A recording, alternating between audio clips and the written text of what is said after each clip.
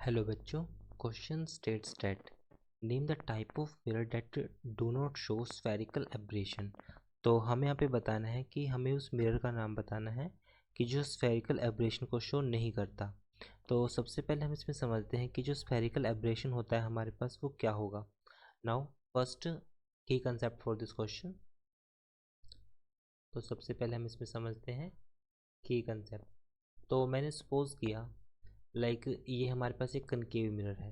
Suppose करता हूँ ये कनकेव मिरर है और ये हमारे पास उसका प्रिंसिपल एक्सिस है। तो जैसे ही हमारे पास जो यहाँ पर आने वाली जो रेज होती है वो दो तरह की रेज होती हैं। एक तो होती है हमारे पास मार्जिनल रे, यहाँ से कनेक्ट होकर वो इस पॉइंट पर जाएंगी और यहाँ से पॉइंट से पास करेंगी, जिसको हम क्या बोलते हैं, फोकस बोलते हैं। This are the like this. ये हमारे पास आ जाएगा फोकस पॉइंट ए। और एक हमारे पास जो रेज होती है उनको हम बोलते हैं पैराक्सियल रेज। वो यहाँ से पॉइंट से होकर एक दूसरे पॉइंट से पास करेंगी। तो यहाँ से पास होने के बाद वो इस पॉइंट से पास करेगी, जिसको मैंने सपोज किया बी। तो यहाँ पे हमारे पास क्या बन गए, दो फोकस बन गए। अब यहाँ पर अगर हमारे पास दो फोकस बने हैं तो इससे हम बोल सकते हैं, सबसे पहले हम इसमें कंसेप्ट को समझेंगे कि स्फेरिकल एब्रेशन क्या होता है।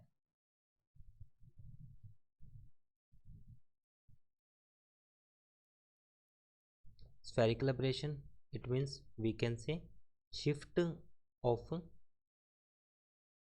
focus from one point to another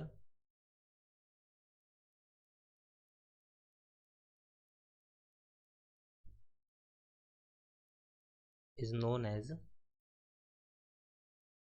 spherical aberration। तो सिंपली ये हमारे पास एक डिफेक्ट होता है। अब हमें इसको करेक्ट करने के लिए जिस मिरर को हम यूज़ करते हैं, basically we use some parabolic mirror. Question में पूछा गया है name a type of mirror, तो हमें उस टाइप ऑफ मिरर बताने हैं जो स्फेरिकल एब्रेशन नहीं शो करते। So we can write here parabolic mirror we use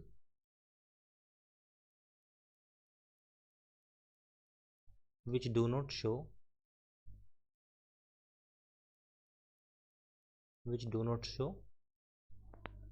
spherical aberration,